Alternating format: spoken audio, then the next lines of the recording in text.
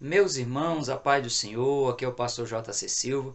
Estou trazendo aqui a ministração da palavra bíblica pastoral do que seria o culto da terça da família Fama por meio aqui desse vídeo, tendo em vista estarmos aqui em lockdown na Grande Goiânia. A temática escolhida pela convenção do Ministério Madureira do Estado de Goiás para o ano de 2021 para a família Madureira em Goiás é Igreja Reavivada para um Tempo Novo. É olhando nessa direção que eu vou iniciar uma reflexão bíblica hoje sobre salvação, unidade e reavivamento. O texto de partida está em Atos capítulo 1, versículo 8, que diz: Recebereis a virtude do Espírito Santo que há de vir sobre vós, e ser-me-eis testemunhas, tanto em Jerusalém, como em toda a Judéia e Samaria, e até os confins da terra. Me permita iniciar essa reflexão bíblica trazendo à memória os atos de Deus na obra criacional. No primeiro dia, Deus criou os céus e a terra e ordenou que houvesse luz. No segundo dia, Deus criou a expansão no meio das águas, a separação entre água e águas, algo ainda mais na esfera espiritual, pois ainda não havia separação entre terra seca e mares. No terceiro dia, Deus criou a separação entre a água e a terra seca, criou a vegetação verde e também criou as árvores frutíferas. No quarto dia da obra criacional, Deus criou os luminares nos céus, composto pelo sol, pela lua, pelas estrelas, e criou também a separação entre dia e noite.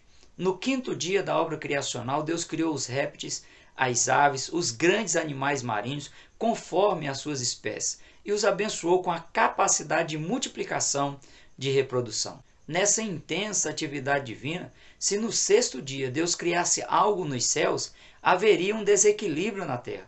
Se Deus criasse algo na terra, haveria um desequilíbrio nos céus.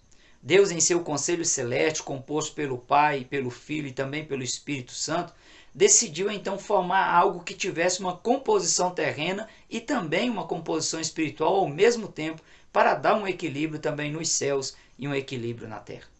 Foi então que Deus, no sexto dia, ele formou o homem, colocou o homem de pé, e a formação do homem foi de dentro para fora.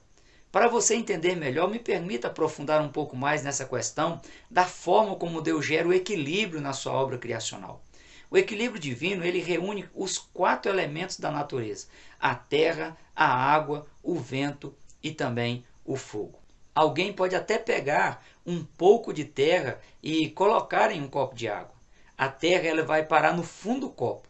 Mas se a pessoa ela colocar um caminhão de terra em um copo de água, a água desaparece. Se alguém pegar e colocar um palito de fósforo aceso em um copo d'água, o fogo vai apagar. Mas se a pessoa pegar um maçarico e direcionar o fogo do maçarico para a água, ela vai se aquecer e ela vai evaporar. Ou se colocar uma panela de água numa chama de fogão e deixar ali aquecendo, a água ela vai chegar ao estado de vapor. Se alguma pessoa direcionar o vento em direção ao fogo, mesmo o vento não se misturando com o fogo, o vento ele vai alimentar o fogo e o fogo vai aumentar a sua intensidade.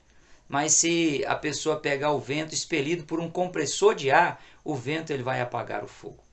Mas no equilíbrio da ação divina, Deus pega os 4 elementos da natureza e uniu aí de maneira perfeita para formar algo que traria equilíbrio na terra e também equilíbrio no céu. Um pouco de barro tirado da terra, adicionado com um pouco de água, e essa mistura divina Deus utiliza para formar o homem. A terra e a água são os compostos da esfera terrestre. Feito o homem, aí Deus pega o vento e também o espírito, que é simbolizado pelo fogo, que são os compostos celestes que complementam de forma perfeita, harmônica e única para que o ser humano se tornasse alma vivente. Tudo era extremamente perfeito. Mas num ato de desobediência, essa perfeição, essa harmonia, essa unidade promovida por Deus se desfizeram. Esse desequilíbrio total trouxe consequências para a serpente, para a humanidade e também para a terra. Agora o homem, desesperadamente, ele tenta fugir da presença de Deus, mas ele não consegue. em seus pensamentos relacionados ao homem, ao ser humano, agora caído, Deus ele propõe um plano de salvação e o anuncia em Gênesis capítulo 3, versículo 15, aonde diz: Porei inimizade entre ti e a mulher, entre a tua semente e a sua semente, e esta te ferirá a cabeça, e tu lhe ferirás o calcanhar. E o profeta Jeremias ele explica a ação de Deus em seu projeto de salvação da humanidade, registrando as palavras do próprio Deus, dizendo: Eu bem sei os pensamentos que penso de vós, diz o Senhor, pensamentos de paz e não de mal, para vos dar o fim que esperais. Então me invocareis e ireis e orareis a mim, e eu os ouvirei. E buscar-me-eis e me achareis quando me buscardes de todo o vosso coração. E serei achado de vós, diz o Senhor, e farei voltar os vossos cativos, e congregar-vos-ei de todas as nações, de todos os lugares, para onde vos lancei, diz o Senhor, e tornarei a trazer-vos ao lugar de onde vos transportei.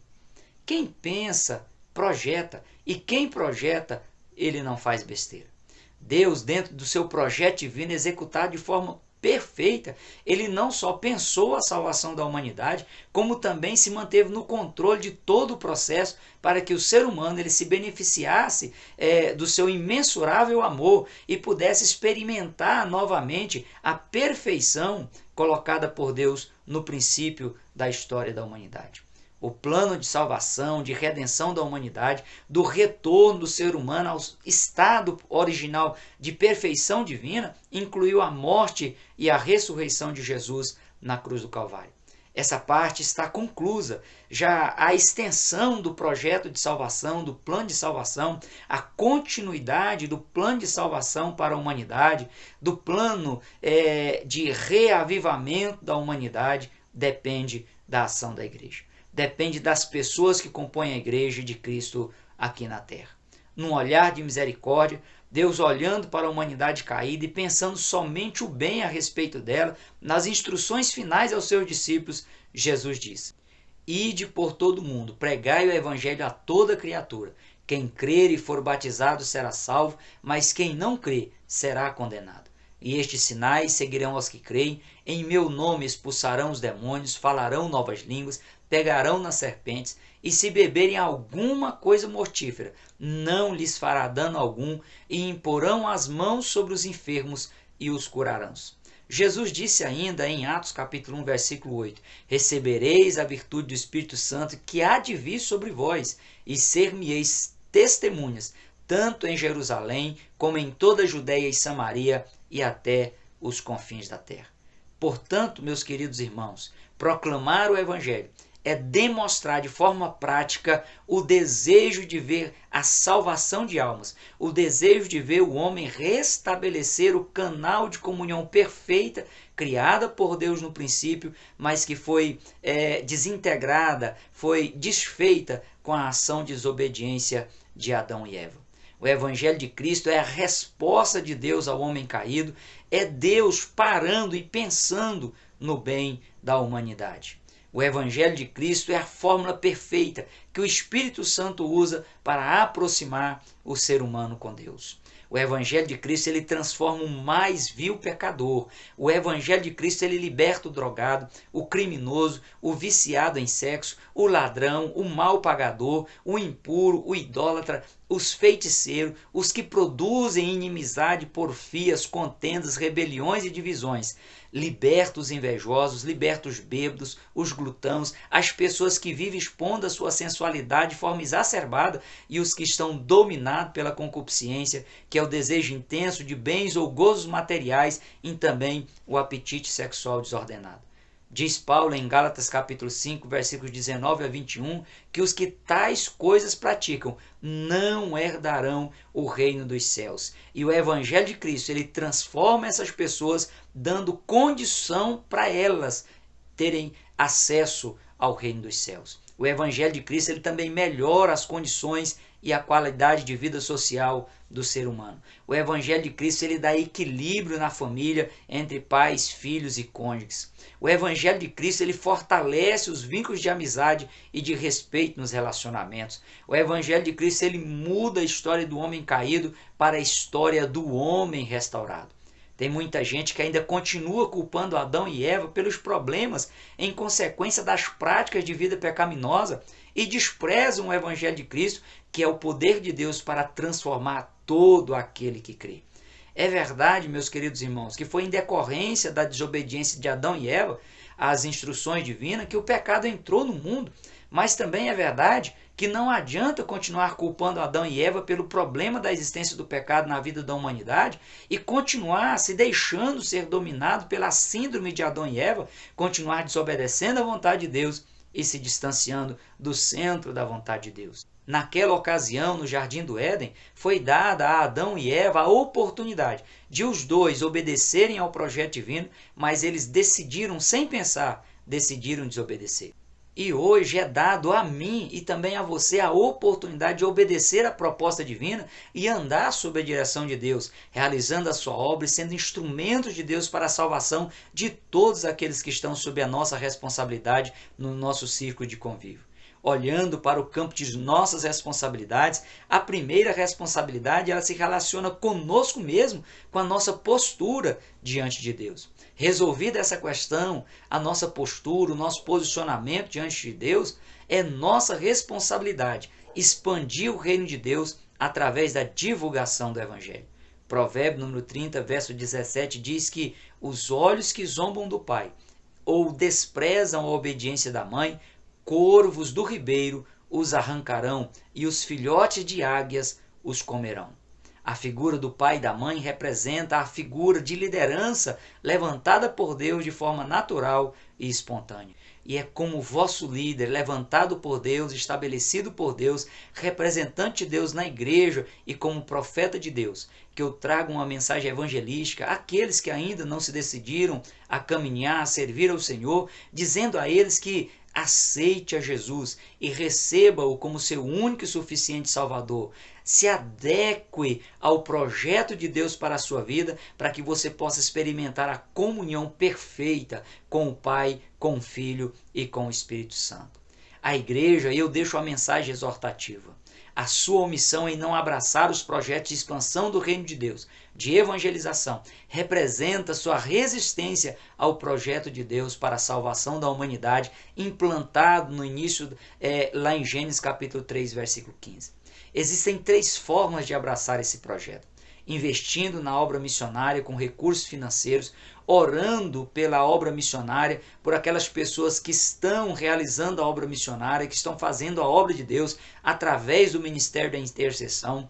E em terceiro lugar, atendendo ao ID de Jesus, evangelizando, anunciando a palavra de Deus e também com testemunho de vida cristã pessoal, obediente à vontade de Deus. Na instrução de Jesus aos seus discípulos, em Atos capítulo 1, versículo 8, Jesus ele foi preciso quanto aos locais a serem evangelizados, alcançados, após o mover capacitador do Espírito Santo de Deus na vida do cristão, na sua vida que está abrindo o coração para fazer a vontade de Deus. O primeiro lugar é Jerusalém, que compreende os familiares, compreende a cidade local. O segundo lugar é a Judéia, que abrange o estado no qual você mora. Samaria abrange os estados vizinhos ao seu estado, abrange a sua nação. E os confins da terra abrange o mundo inteiro. Não adianta querer evangelizar os confins da terra se antes a pessoa deixar de alcançar de maneira progressiva a sua família, a sua cidade, o seu estado e a sua nação. Em Romanos capítulo 16, versículos 25 e 26, Paulo diz: Ora, aquele que é poderoso para vos confirmar segundo o meu evangelho e a pregação de Jesus Cristo, conforme a revelação do mistério que desde os tempos eternos esteve oculto, mas que se manifestou agora e se notificou pelas escrituras dos profetas, segundo o mandamento do Deus eterno, a todas as nações para a obediência pela fé. 1 Samuel capítulo 15, versículo 22, o profeta Samuel diz: Tem porventura o Senhor tanto prazer em holocausto e sacrifícios, como em que se obedeça a palavra do Senhor, eis que o obedecer é melhor que o sacrificar, e o atender é melhor do que a gordura de carneiro. E aqui a gordura de carneiro fala de calorias, fala de autossuficiência, fala de capacidade, fala de riqueza. A igreja ela só alcançará o seu objetivo e cumprirá a vontade de Deus, que é o retorno da comunhão quebrada no Jardim do Éden, o restabelecimento da posição original do homem na presença de Deus, se houver unidade. Nós temos que pregar, temos que anunciar o plano de salvação, tornar esse plano acessível a outras pessoas, e isso só é possível através da unidade. A unidade ela se trata da ação coletiva orientada para um mesmo fim. Trata-se de uma coesão, união, trata-se da qualidade daquilo que não pode ser dividido. E dentro do contexto bíblico, unidade é a condição sine qua non. E essa expressão no latim, que é traduzida por condição sem a qual não pode ser ou acontecer, condição indispensável, essencial. Veja os exemplos bíblicos, os males que surgem por falta da unidade. Em Gênesis capítulo 13 mostra que faltou unidade entre os pastores de Ló e Abraão, e a consequência foi que eles tiveram que se separar. Gênesis capítulo 16 a 17 mostra que faltou unidade dentro da casa de Abrão e de Sarai. Houve discussão familiar, agressividade e Ismael foi expulso de casa. Em Gênesis ainda fala que faltou unidade na casa de Isaac. Gênesis capítulo 25, Jacó ele se aproveita da fraqueza do irmão mais velho para comprar a sua primogenitura. Em Gênesis capítulo 27, Isaac ele foi enganado pelo seu próprio filho com o apoio da esposa Rebeca.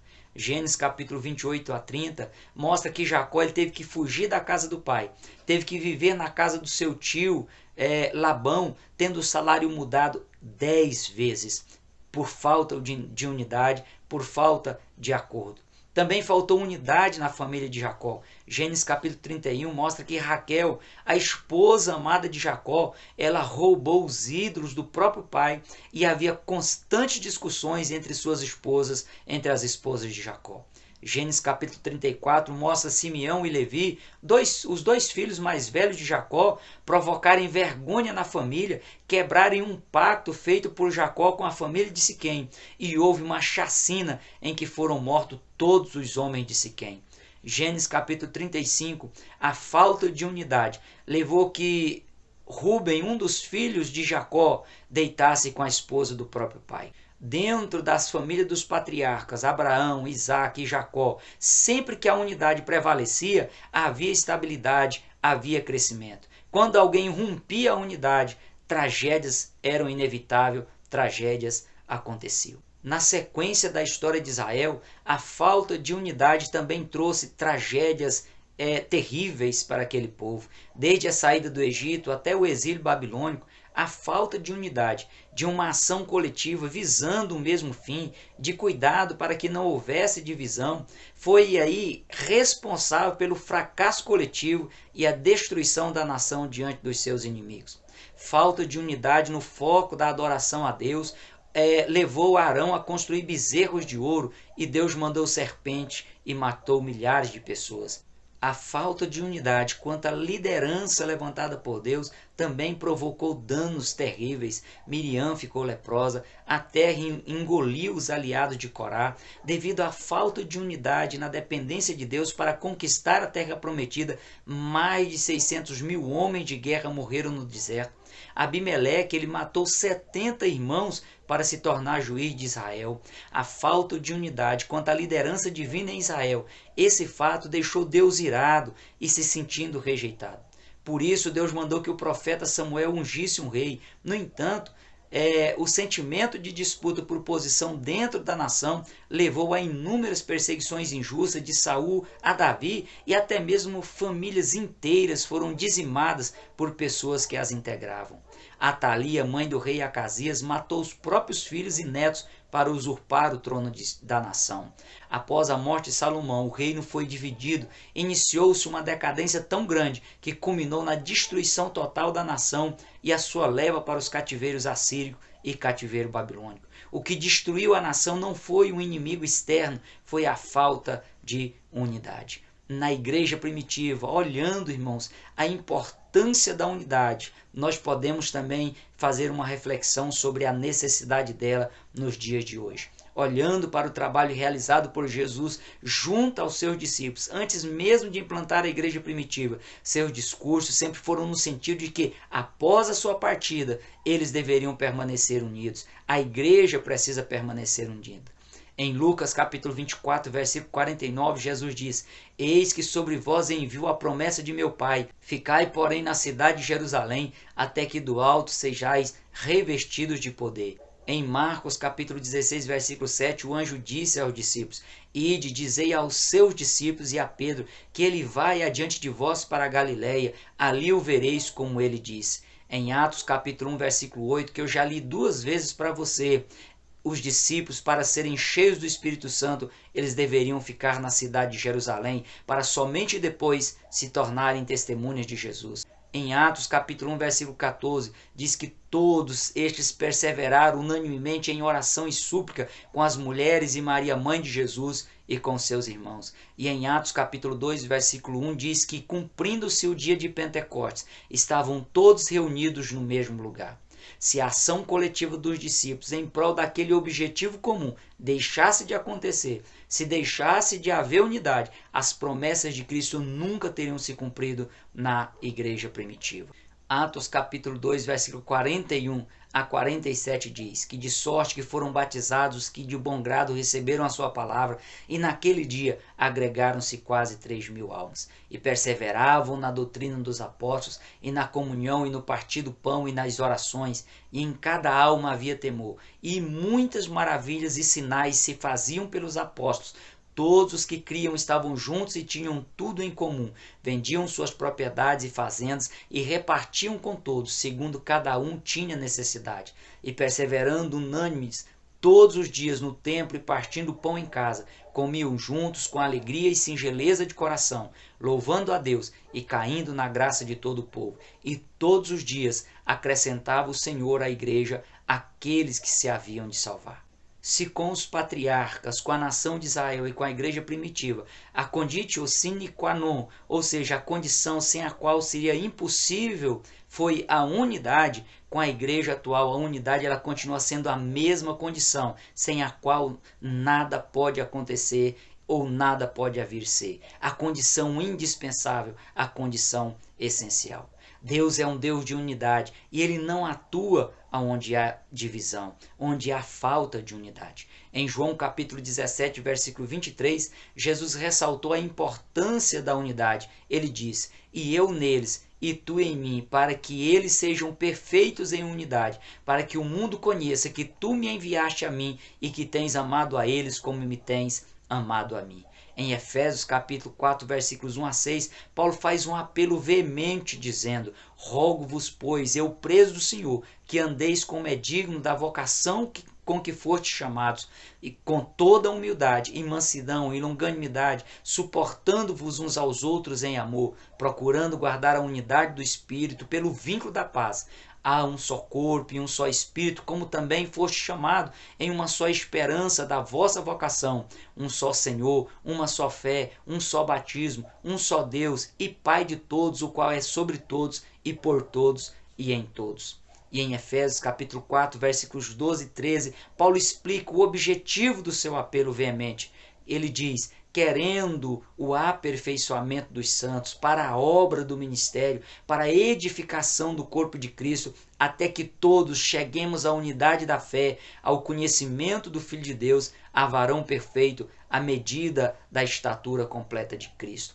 E em Gálatas capítulo 6, versículos 7 e 8, Paulo diz: não erreis, Deus não se deixa escarnecer, porque tudo que o homem semear, isso também ceifará. Porque os que semeia na sua carne, da carne ceifará a corrupção, mas o que semeia no Espírito, do Espírito ceifará a vida eterna.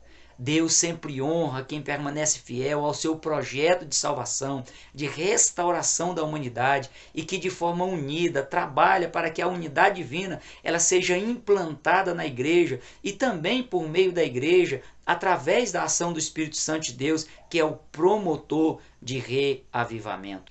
O desejo de Deus é que toda perfeição e harmonia implantadas por Ele no princípio da criação seja retomada e que cada pessoa encontre o seu lugar em Deus, se refugie nele e por fim viva a eternidade com Ele. Salvação, unidade e reavivamento deve ser uma realidade no dia a dia da igreja, e na próxima reflexão bíblica eu vou entrar na questão do reavivamento.